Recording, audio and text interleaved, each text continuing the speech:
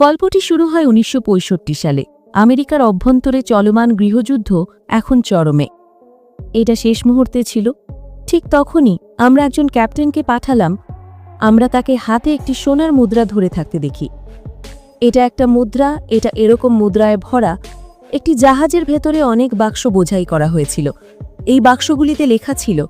তারপর হঠাৎ তার উপর আক্রমণ করা হলো, কিন্তু ক্যাপ্টেন দ্রুত জাহাজটিকে পানিতে নামিয়ে দিলেন, অবতরণ করে এবং সমস্ত ইঞ্জিন বন্ধ করে দেয়, যাতে অন্ধকারে তার জাহাজের কথা কেউ জানে না। সে গেল এবং একই রকম কিছু ঘটল। সে তার শত্রুদের সাথে যুদ্ধ করছিল, সে পালিয়ে গেল। এখন গল্পটি বর্তমান সময় সেট করা হয়েছে, যখন একজন ডাক্তার ভ্যানে করে এলেন। সোফিয়া ভ্যানে বসেছিল। এই ভ্যানটি বর্তমানে আফ্রিকায় রয়েছে। এটা লাস ভেগাস শহরে। এই শহরে একটা রোগ আছে, এটি দ্রুত ছড়িয়ে পড়তে শুরু করেছে। একজন নতুন রোগীর পরীক্ষা করা হয়েছে। তদন্তের পর জানা গেল যে তারও একই রোগ ছিল। সে এখনও এ সম্পর্কে কিছুই বুঝতে পারেনি। রোগীর মা বললেন যে কয়েকদিন আগে সে তার বাবার সাথে মালিতে গিয়েছিল, আর সেখান থেকে ফিরে আসার পর তার এই অবস্থা। সোফিয়া রোগীকে গাড়িতে তুলে দিল এবং আমার সিনিয়রের সাথে কথা বলেছি যে এখন সেও বুঝতে পেরেছে তাহলে মোট 6 জন লোক আছে। এই ফাইলটি দ্রুত কে দেওয়া উচিত, কিন্তু সিনিয়র বিশ্বাস করতেন যে খুব কম লোকই তাদের মামলায় কেউ তাদের সাহায্য করবে না। সোফিয়া এখন এটা জানতে মালিতে যাচ্ছে। জানতে চাইলে ওখানে কি ছিল সেই সব মানুষদের অসুস্থ হয়ে পড়া। বর্তমানে মালিতে একটা অভ্যন্তরীণ যুদ্ধ চলছিল, আর সিনিয়র বললেন কেউ তোমাকে একটা বিপজ্জনক পরিস্থিতিতে ফেলবে না, সে সেই দেশে যাওয়ার অনুমতি দেবে না। একজন মুখোশধারী লোক তাদের উপর নজর রাখছিল, হয়তো তাকে এখানে আসতে হয়েছিল এই ডাক্তারদের দেখতে। আমার এটা পছন্দ না। তারপর সোফিয়া লক্ষ্য করল যে রোগীর বাবারও নমুনা নেওয়া উচিত। এরপর সোফিয়া বাতিঘরের দিকে রওনা দিল। সে যেখানে কাজ করত সেখানে গেল। সোফিয়া দেখল যে তারও ঠিক একই অবস্থা, তার ছেলের মতোই অবস্থা তারও। এই রোগের কারণে তিনি প্রাণ হারিয়েছেন। সোফিয়া চুপচাপ একটা নমুনা নিল এবং বাইরে চলে গেল। সে এসেছিল। এদিকে কাছের সমুদ্রে একজন লোক নৌকা চালাচ্ছিল, আর মুখোশধারী লোকটি অনেক দূরে ছিল। আমি ডাক্তারদের দেখাচ্ছিলাম। সোফিয়ার আক্রমণের শিকার হয়েছিল, কিন্তু এই নৌকা ভ্রমণ যে লোকটি কাজটি করছিল সে সেখানে এসে সোফিয়াকে বলল সে রক্ষা পেয়েছিল, কিন্তু ধস্তাধস্তিতে সে মুখোশধারী লোকটি সোফিয়ার ব্যাগটি নিয়ে চলে গেল। যখন সোফিয়া চোখ খুলল তখন সে নোমার মতো নামক একটি জাহাজে ছিল, যা সমুদ্রে গুপ্তধনের সন্ধান করছিল। অভিযাত্রীদের একটি জাহাজ আছে, বাইরেও একটি অবস্থা আছে যে ব্যক্তি সোফিয়ার জীবন বাঁচিয়েছিল। মানুষ সমুদ্রে একটা মূল্যবান জিনিস খুঁজে পায়, সে মূর্তিটি নিয়ে বেরিয়ে এলো। এই লোকেরা আসলে আমরা একই জাহাজ খুঁজে পেতে চাই, কিন্তু আজ পর্যন্ত তার কোনো খোঁজ পাওয়া যায়নি। কেবল তখনই আলমোড়া যাই জাহাজের অংশ ছিল। মালিক সেখানে এলেন। যে লোকটি সোফিয়াকে দিয়েছিল তার নাম ডাগ। আলমোড়া ডাগকে বাঁচিয়েছিল। তিনি বললেন যে আমরা যে ধন খুঁজে পেয়েছি তা রাতে নিয়ে যাওয়া উচিত, আসন্ন জাদুঘর পার্টিতে প্রদর্শনী, কিন্তু তোমাকে এটা লাগাতে হবে, তাই তাড়াতাড়ি পরিষ্কার করে নাও। তারপর ডাগ একজন নাইজেরিয়ান ডিলারের সাথে দেখা করেন। আমি পার্টিতে সেই প্রিয় মেয়েটির সাথে কথা বলতে গিয়েছিলাম। মূর্তিটি সকলের দেখার জন্য প্রদর্শিত হয়েছিল। এটাই আসল। একজন আফ্রিকান রাজার সমাধি রয়েছে, যার খরচ হবে হাজার হাজার কোটি টাকা। তাড়াতাড়ি সে ডিলারের কাছে গেল এবং সেখানে সে ডাগকে দেখতে পেল। সিএসএ লেখা একটি মুদ্রা দেখানো হয়েছে। ডাগ তৎক্ষণাৎ মুদ্রাটি হাতে নিল এবং বলল এটা আমার বহু বছরের স্বপ্ন। এখনো পর্যন্ত কেউ জাহাজটি কোথায় উধাও হয়ে গেছে তা জানা যায়নি। পার্টিতে মাস্কট কোম্পানির মালিক যারা গুপ্তধন অনুসন্ধানে বিনিয়োগ করেছিল, এই লোকটির গ্রামে খুব ভালো একটা বাগান ছিল, তাই সোফিয়া তার কাছে সাহায্য চাইল। সেখানে পৌঁছানোর জন্য কোম্পানির মালিক বললেন ওখানে যাওয়া খুবই বিপজ্জনক, কিন্তু যদি সে এখনো যেতে চায় সে একটা উপায় বের করার চেষ্টা করবে। কিছুক্ষণ পরে ডাগু সেখানে এসেছিল এবং সে জেমসকে মুদ্রাটিও দেখালো। বলা হয়েছিল যে এই মুদ্রাটি মালিতে বসবাসকারী এক ব্যক্তির কাছে পাওয়া গেছে, লোকটিকে খুঁজে পাওয়া গেছে, এবং ডাগ বিশ্বাস করে যে সে জাহাজের ধ্বংসাবশেষও মালির কোনো জায়গায় পাওয়া গেছে। এটা শুনে জেমস খুশি হয়ে গেল এবং তিনি ডাগ এবং আলমোড়াকে 3 দিনের জন্য মালি হিসেবে নিয়োগ করেছিলেন। তাকে সেখানে যেতে দেওয়া হয়েছিল।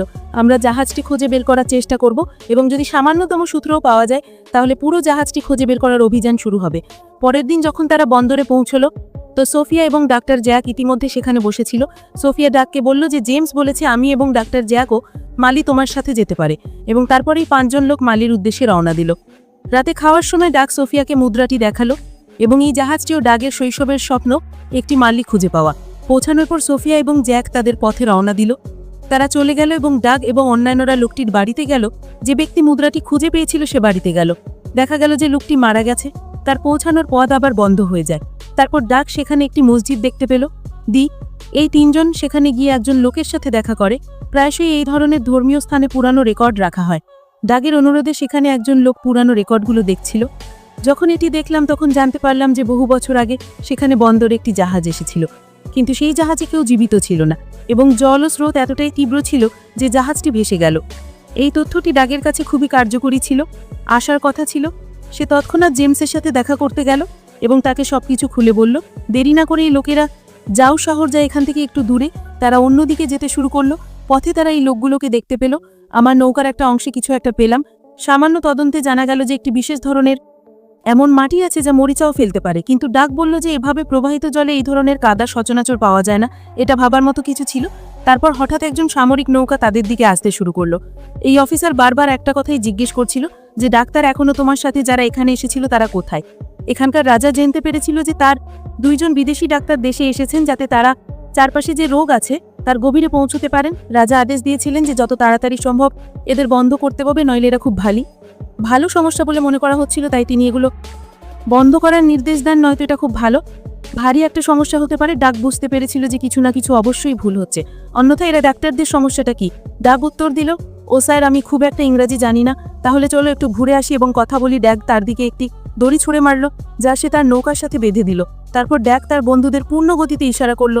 দৌড়ে এসে এক ধাক্কায় অফিসারদের মেরে ফেলো। নৌকাটি উল্টে গেল। ডাক দ্রুত দড়িটি ধরে ফেললো। তারা এটিকে কেটে ফেললো এবং তারপর সেখান থেকে পালিয়ে গেল। কিন্তু ঝামেলা এখনও শেষ হয়নি। একই দূরত্বে আরও 2টি নৌকা তাদের জন্য অপেক্ষা করছিল, আর যখনই সে তাদের দেখত তখনই সে গুলি করত। ডাক বুঝতে পারল যে এখন আমাদের নৌকা চালানো থেকে তোমাকে এখান থেকে লাফ দিতে হবে, নইলে তোমার জীবন বেঁচে যাবে না। লাফ দেওয়ার আগে তাকে জ্বালানি ট্যাঙ্ক পরীক্ষা করতে হয়েছিল। আমি একটা ছেদ করেছিলাম যাতে একটা বিরাট বিস্ফোরণ ঘটে। অন্য নৌকাটি যখন তাদের কাছে এসে পৌঁছায় তখন 3 জনই জলে ঝাঁপ দিল। ঝাঁপিয়ে পড়ল। অফিসাররা নৌকার উপর গুলি চালালো। লিকেজ থেকে আগুন লেগে যায় এবং প্রচণ্ড বিস্ফোরণ ঘটে, যেখানে সকল পুলিশকর্মী নিহত হয়। কিছুক্ষণের মধ্যেই তারা 3 জনই নদী থেকে বেরিয়ে এলো। তারা তীরে একটি বাড়িতে পৌঁছেছিল। রুডি হাস জিজ্ঞেস করলো, এখন আমাদেরও একটা নৌকা আছে না, তুমি দেবে? ডাক বলল, পরে পাবে, আমরা তাদের খুঁজে বের করব। প্রথমে আমাদের সেই ডাক্তারদের খুঁজে বের করতে হবে। আমার জীবন বাঁচাতে হবে। যদি আমি তাদের হাতে পড়ি তাহলে আমি 2 জনকেই মেরে ফেলব। ডাক রুডিকে বলল, তুমি দ্রুত সীমান্ত অতিক্রম করে আলমোড়ায় কাছে যাও এবং সে নিজে জেমসের সাথে সে ডাক্তার খুঁজতে গেল। সেখানে 2 জনই ডাক্তার এমন একটি গ্রামে পৌঁছেছেন যেখানে একজনও ছিল না। লোকটি দৃশ্যমান ছিল না। সে দেখতে আমি সোফিয়াকে খুঁজেছিলাম, কিন্তু সর্বত্র নিঃশব্দতা। একটি বাড়িতে মানুষের মৃতদেহ পাওয়া গেছে এবং এই সমস্ত মানুষ একই রোগে মারা গেছে। সকাল হওয়ার সাথে সাথেই 2 জনই সমস্ত মৃতদেহ দাফন করে দিল। ইতিমধ্যে রুডিও গোপনে সীমান্ত অতিক্রম করে গেল। সোফিয়া গ্রামে একটি কুয়ো খুঁজে পেল এবং সে ভেবেছিল হয়তো এর ভেতরে কিছু খুঁজে পাবে। সে ভেতরে যাওয়ার জন্য প্রস্তুতি নিতে শুরু করলো। নিচে যখন সে সেখানে পৌঁছে জলের নমুনা শোনা শুরু করলো, তখন জ্যাক বলল যে কিছু সামরিক লোক ওপরে এসেছিল, আর তারপর গুলির শব্দ হলো এবং তারা জ্যাককে ছাড়া সবাইকে মেরে ফেলেছে। সোফিয়া ভয় পেয়ে কুয়োর ভেতরে লুকিয়ে পড়ল। তারপর একটি হেলিকপ্টার সেখানে অবতরণ করলো, যেখানে মালি দেশের রাজা কাজিম সেখানে এসেছিল। কাজিম জ্যাককে জিজ্ঞেস করলো, মহিলা ডাক্তার কোথায়? ডাগ ও জেমস হেলিকপ্টারের শব্দ শুনতে পায়। আরও জানতে পারল যে ডাক্তার কাছাকাছিই থাকবেন, কিন্তু কাজিম রেগে গেল। সে জ্যাককে ডেকে তার লোকের নির্দেশ দিল। আমি তাকে বলেছিলাম যত তাড়াতাড়ি সম্ভব সোফিয়াকে খুঁজে বের করতে হবে। ডাগ ও জেমস কাছাকাছি লুকিয়ে থাকে এবং এই সমস্ত ঘটনা ঘটতে দেখে। কাজিমের লোকেরা আশেপাশে সকলের উপর নজর রাখছিল। তারা তাকে মারধর শুরু করলো। এক পর্যায়ে ডাগের জীবনও ঝুঁকির মধ্যে এসেছিল, কিন্তু সোফিয়া পিছন থেকে এলো। কাজিমের লোকেরা তাদের সিনিয়রদের হত্যা করলো। ডক্টর জ্যাকের মৃত্যুতে সোফিয়া গভীরভাবে মর্মাহত। ভয় ধাক্কা লাগলো, কিন্তু ডাক বলল যে সে তাড়াতাড়ি আমাকে শীঘ্রই এখান থেকে বেরিয়ে যেতে হবে, কারণ এই জায়গাটা মোটেও নিরাপদ নয়। এখন এই 3 জনই কাজিমের সামরিক এলাকা থেকে বেরিয়ে এসে একটা অন্য জায়গায় পৌঁছে গেছি, কিন্তু এই মানুষগুলো কোথায় এসে পৌঁছেছে এটা আরও বিপজ্জনক। ঠিক তখনই কিছু ঘোড়সওয়ার এসে এই 3 জনকে ধরে নিয়ে তাদের রাজা গডগোর কাছে আনা হলো। গডগো তার কাছে জিজ্ঞেস করলো, তুমি এখানে কি করছো? তুমি এখানে কি করতে এসেছো? সোফিয়া বলল, আমি একজন ডাক্তার এবং একটি রোগ ছড়িয়ে পড়ছে তোমার এলাকায়, আমি তাকে খুঁজছি। রোগের নাম শোনার পর তাকে একটা ঘরে নিয়ে যাওয়া হয়, যেখানে আমি জানি না কতজন লোক অসুস্থতার কারণে মারা গেছে। সোফিয়া তদন্ত করছে এবং নিশ্চিত করলো যে হ্যাঁ, তারা সবাই মারা গেছে। এটি একই রোগের কারণে হয়। এটি নির্ধারণ করার জন্য একটু ভাবার পর আমি এখানে এসেছি। গডগো তাদের সকলকে তার শহরে থাকতে অনুমতি দেওয়া হয়েছিল। এরপর সোফিয়া যখন পানি পরীক্ষা করা হয় তখন দেখা যায় যে ওই জায়গা পানি বিষাক্ত হয়ে গেছে এবং এটা স্বাভাবিক। এই জল অবশ্যই হতে পারে না, ইচ্ছাকৃত কিছু মেশানো হয়েছিল। ব্যাস এই তো। সে রাজাকে বলল, জলে এই বিষ কোথা থেকে আসছে তা জানা যায়নি, এটা করতেই হবে। রাজা রাজি হলেন। সে বলল, যত তাড়াতাড়ি সম্ভব খুঁজে বের করো, তোমার আমি যতটা সম্ভব সাহায্য করব। এরপর জেমস বাচ্চাদের সাথে সেখানে গেল। ফুটবল খেলছিল। যখন বলটি একটু এগিয়ে যায় সে তাকে অনুসরণ করে এক অদ্ভুত জায়গায় আমি চলে গেছি। সেখানে দিব্যহীন চিত্রকার্যতে লেখা রয়েছে এটি রয়ে গেছে, এবং অবাক করার বিষয় হলো এই চিত্রকার্যগুলো সেই জাহাজকে নির্দেশ করে যে সেখানে এসেছিল তাকে খুঁজতে। দেখা গেল যে সেখানে কোনো শুষ্ক মরুভূমিতে সমাহিত। সোফিয়া এবং ডাগও সেখানে এটি দেখতে এসেছিল। ডাগ বলল যে আজ থেকে 200 বছর আগে এই জায়গায় একটি নদী ছিল, কিন্তু আজ এটি নদী শুকিয়ে গেছে। এখন তারা 3 জনই নদীর দেখাশোনা করছে। তারা অনুসন্ধানের জন্য প্রস্তুতি নিতে শুরু করলো। আমরা নদীটিকে খুঁজে বের করার পরিকল্পনা করছিলাম। ঠিক তখনই তিনি এই ছবিতে দুর্গটা দেখতে পেলেন। মানে এই নদীর আশেপাশে কোনো দুর্গ নেই এবং ডাক বিশ্বাস করেন যেটা হতে পারে এই গ্রামে যে পানি আসছে তা বিষাক্ত। এটি অবশ্যই এই নদীরই অন্তর্গত হওয়া উচিত। নদীটি পুরোপুরি শুকিয়ে যাওয়া উচিত নয়। হ্যাঁ, এর জল এখনই নিচের দিকে প্রবাহিত হচ্ছে। এই তিনজন নদীর দিকে যাত্রা শুরু করলো। 200 বছর আগে যে পথে নদী প্রবাহিত হতো, শীঘ্রই তাদেরও সেই দুর্গে ফিরে যেতে হয়েছিল। এই দুর্গে আরোহণ করার পর তিনি একটা সৌর বিদ্যুৎ কেন্দ্র আবির্ভূত হয়েছিল, যা ছিল মাস্কট।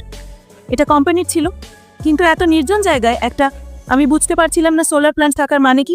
ডাক দূরে একটা ট্রেন দেখতে পেল। তারা ধীরে ধীরে ট্রেনে ঢুকে পড়ল। রুডি এখন আলমোড়ায় পৌঁছেছে। রুডিকে তার পোশাকে একই লাল রং পরতে হয়েছিল যা সে মালিতে পেয়েছিল। এটি নৌকায় পাওয়া গেছে। রুডি যখন নমুনা সংগ্রহ করেছিল, পরীক্ষা করে ফলাফল আলমোড়ায় দেখালো। তো এটা দেখে সে অবাক হয়ে গেল। ঠিক সেখানেই সোফিয়া জেমস ও ডাক কারখানার ভেতরে ঢুকে তারা বুঝতে পারল যে তেজস্ক্রিয় রাসায়নিক উৎপাদনের জন্য উদ্ভিদ যা এখানে দ্রুত বর্তমানের জন্য কাজ করছে। সূর্যের আলোর কারণে খুব দ্রুত তৈরি হয়। এটা প্রস্তুত থাকবে। তারপর সোফিয়া সেখানে তাকালো। কিছু মাটির নিচে চাপা দেওয়া পাত্রের উপর পড়েছিল। 3 জনকে নিয়ে যাওয়া হচ্ছিল। আর যখন বেসমেন্টের দরজা যখন এটি খুলল, তখন 3 জনই হতবাক হয়ে গেল। হাজার হাজার টনে তেজস্ক্রিয় আর বিষাক্ত রাসায়নিকগুলো বছরের পর বছর ধরে পড়েছিল। কিছু পাত্র থেকেও পানি লিক হচ্ছে বলে মনে হচ্ছে, যেগুলো মাটিতে মিশে যাচ্ছে, নিচে প্রবাহিত নির্জা নদীর সাথে মিশে যাচ্ছে। আর এই নদীর পানি পুরো মালি দেশে প্রবাহিত হবে। সে মদ্যপান করে, এই কারণেই এই রোগ এত দ্রুত ছড়িয়ে পড়ে। এটা সেখান থেকেই ছড়িয়ে পড়ছে। আলমোড়া আর রুডি ওখানে আছে। মার্কিন দূতাবাস রিপোর্টটি নিয়ে এসেছে। রিপোর্টটি দেখার পর মার্কিন দূতাবাসের লোকটিও আমি বিশ্বাস করতে পারছিলাম না যে এরকম কিছু ঘটতে পারে। জেমস তার বন্ধুদের সাথে আছে। যখন ম্যাস্কেটটি গাছ থেকে পালিয়ে যাচ্ছিল, ম্যাস্কেটের লোকেরা তাকে ধরে ফেলে। সোফিয়াকে জিজ্ঞাসা করল, তোমরা এখানে কি করছো? তুমি কোথায় এবং তুমি এই জায়গাটা কিভাবে জানো? সোফিয়া ম্যাস্কেটকে বলল, তুমি এখানে, তুমি কারখানায় যাই করো না কেন, তাতে মানুষের ক্ষতি হবে। যার উত্তরে মিস্টার ম্যাস্কেট বললেন, সে বলল যে সে এরকম কিছু করছে না, কিন্তু আমরা তাই আগুনে বিষাক্ত রাসায়নিক পড়ানো আমরা শেষ করছি। সোফিয়া তাকে বলল, আমি তোমাকে বলেছিলাম যে তুমি বেসমেন্টে যে রাসায়নিক রেখেছিলে, যা মজুত করা হয়েছে তা নদীতে পড়ছে। এটি পান করার পর মানুষ অসুস্থ হয়ে পড়ছে। এই কথা শুনে মিস্টার ম্যাস্কেটও ভয় পেয়ে গেলেন।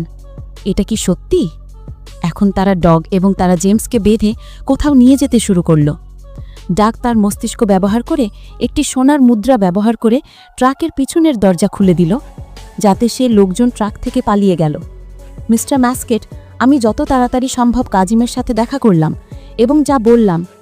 সোফিয়া তাকে বলেছিল যে ম্যাস্কেট কাজিমকে বলেছে। কাজিম বলল যে যদি সে চিন্তিত হয়, যদি তাই হয় তাহলে অবশ্যই কারখানাটি বন্ধ করে দিন, কিন্তু তার প্রতি মাসে টাকা পাওয়া উচিত। মানুষ মারা গেলেও কিছু যায় আসে না।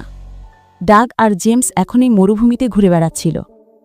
তার হাত তখনও ট্রাকের সাথে শিকল দিয়ে বাঁধা ছিল। তাকে দরজার সাথে বাঁধা।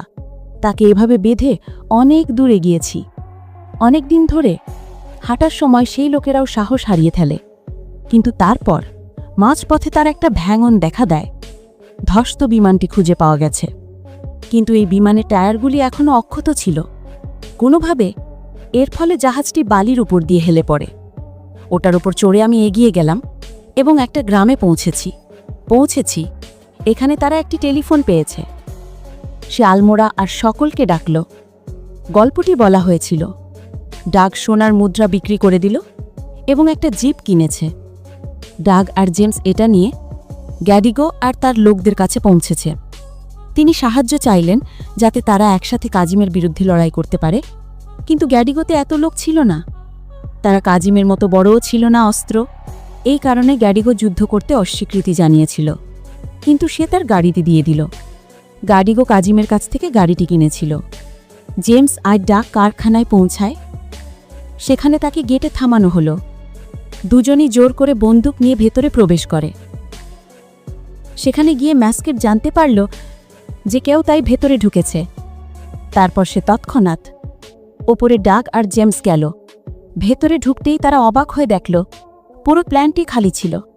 তাই জেমস বলল যে সম্ভবত ম্যাস্কেটটি নিশ্চিত মানুষের জন্য এবং এই জিনিসের জন্য মারা যাচ্ছে। এটা অবশ্যই আমেরিকায় পৌঁছেছে, এই জন্য এটা তারা গাছটি পুরোপুরি নিশ্চিহ্ন করে দিতে চায়। জেমস দ্রুত নিচে নেমে গেল এবং বিস্ফোরকটি আঘাত করল। তিনি সেই ব্যক্তিকে খুঁজে বের করতে গেলেন যার সাহায্যে এই লোকেরা এই কারখানাটি তৈরি করতে পারে। তারা নিশ্চয়ই এটা উড়িয়ে দেওয়ার চেষ্টা করছে।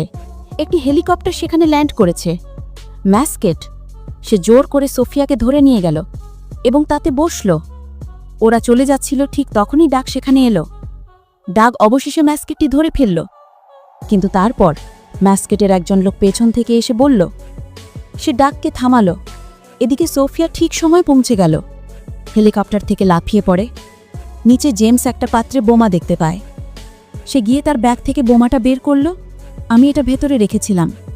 ইতিমধ্যে ম্যাস্কেট হেলিকপ্টারটি নিয়ে আমার প্রোগ্রাম এবং সোলার প্ল্যান্টে বসে আছে।